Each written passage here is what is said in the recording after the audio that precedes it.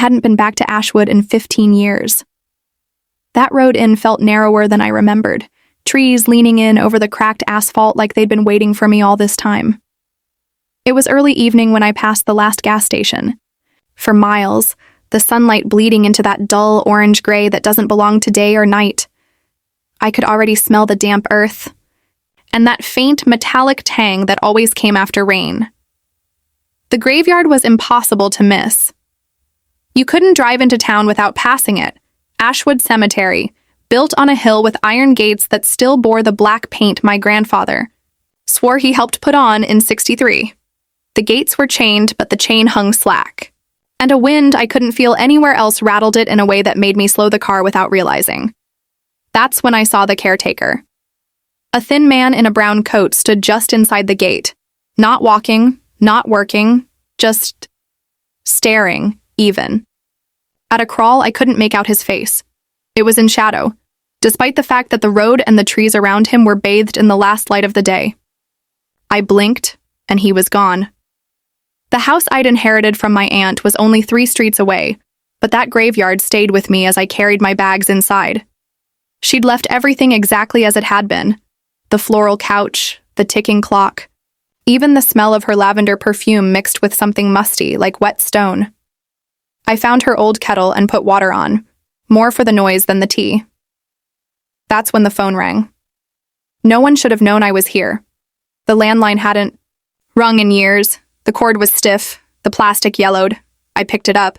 Silence. Then a slow, wet breathing, followed by a whisper so faint I wasn't sure it was English.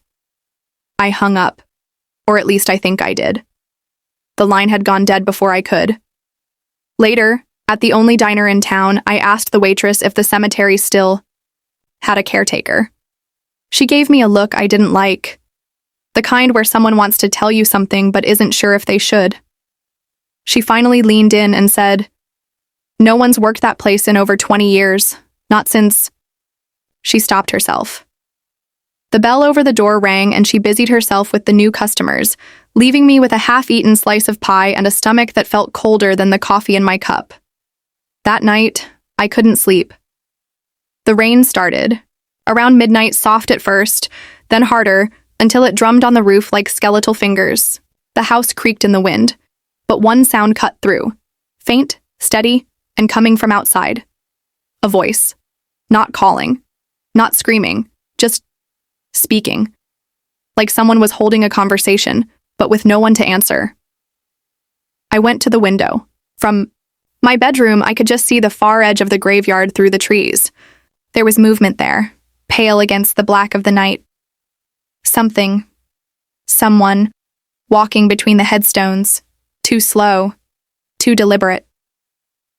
The figure stopped at one grave near the front and turned its head toward me. Even from here, I could feel the cold attention, the weight of it.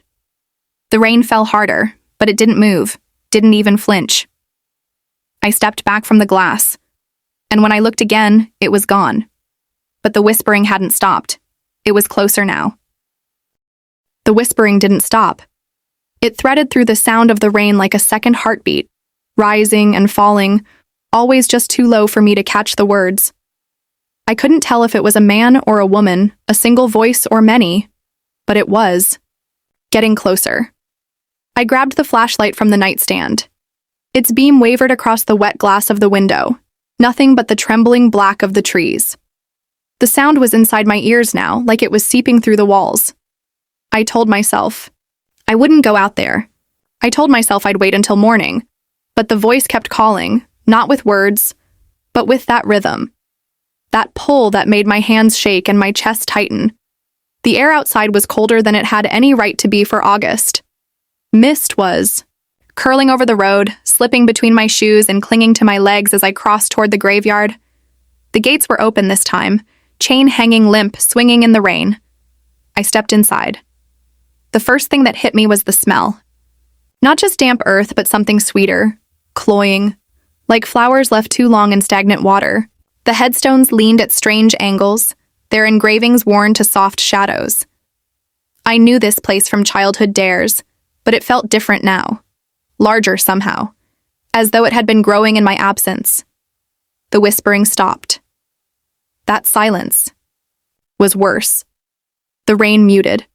The air thickened, the kind of stillness that makes you feel you're not alone. I swept the flashlight across the graves, the beam catching on the sheen of wet marble, until it hit one stone so white it almost glowed in the dark. It was small, a child's grave. The name was still sharp, Eliza Harrow, 1843, 1851. Something about the stone felt wrong. The soil in front of it wasn't sunken like the others. It was mounded, freshly turned, like someone had been digging here or trying to get out. I was about to step back when my flashlight flickered. The beam sputtered once, twice, then went dead.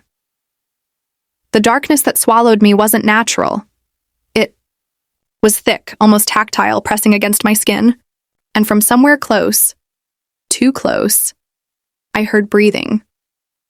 I took a step back and my foot sank into the earth with a wet, sucking sound. Not mud. Softer. It was warm. The breath hit the back of my neck. I spun. No one was there. But the grave behind. Me had changed. The mound of earth was split down the middle, like something had clawed its way upward. I ran. I didn't remember making it back to the house, only slamming the door and locking it twice. My clothes were wet, streaked with dirt that smelled faintly of roses and rot. The next morning, I went to the library. Ashwood's library is the kind of place where the dust has dust, but the old records are all there. Marriage certificates, property deeds, and death records. I found Eliza Harrow's entry in a brittle leather ledger. No cause of death listed, just a note in the margin. Condemned by order of the parish. Burial permitted on consecrated ground denied. Interred under exception. No explanation. No details. But next to the name, pressed into the paper like someone had gouged it with a quill, was a single word. Witch. That night, I dreamed of her, a pale little girl in a faded dress, hair hanging wet over her face. She stood at the foot of my bed, bare feet leaving muddy prints on the floorboards. Her head tilted too far to the side, and she said, in that whisper I'd been hearing for 2 nights now, "It's cold down there. Let me in." I woke up screaming. The smell of roses heavy in the room, the window open though I'd locked it. On the sill, small wet footprints leading toward the graveyard. The wet footprints led from my bed to the front door, and then came the knock. 3 slow raps. When I opened it, the street was empty, except the graveyard gates, wide open in the storm. She was there. Eliza. Soaked dress, pale skin, white eyes. She pointed to her grave. The ground split. Hands, gray, swollen, slick with rain, clawed up from below. Dozens of faces rose from the earth, mouths opening without sound. Eliza held out her hand. "Take it, or we'll come in." The soil collapsed under me. Cold fingers gripped my throat, dragging me down. I screamed, but dirt filled my mouth. The last thing I saw before the dark swallowed me. Eliza's smile.